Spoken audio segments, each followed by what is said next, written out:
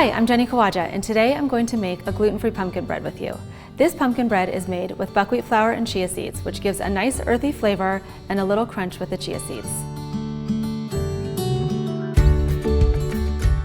I'm using buckwheat flour and chia seeds to add some unbelievable flavor, texture, and some health to this recipe. I've also really reduced the sugar.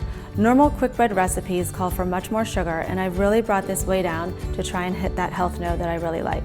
To start for this recipe, we're going to cream the butter, the olive oil, and the sugars for about 5 minutes on low to medium speed. While the butter is creaming, you want to measure out your dry ingredients. Now this recipe calls for an all-purpose flour and buckwheat flour. Buckwheat flour is an earthy, grassy, amazing gluten-free flour that has a very strong taste, so you want to keep it ratioed fairly low. I'm using an all-purpose flour and buckwheat flour blend.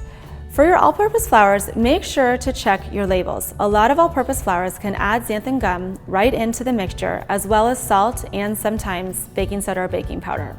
Measure out your dry ingredients while the butter and sugar is creaming. That's both of your flours, all of your spices, your salt, your baking soda, and your baking powder.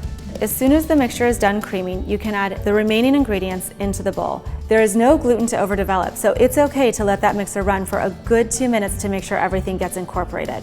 Once your batter is ready, you can transfer it to your baking pans.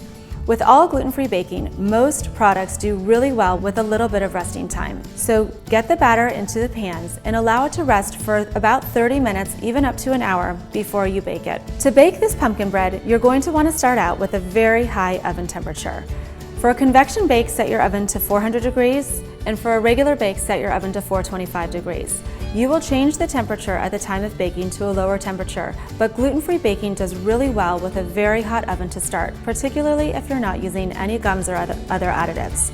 So, as soon as you put your bread in the oven, you can turn your temperature down to 350 degrees for regular bake and 325 degrees for convection bake.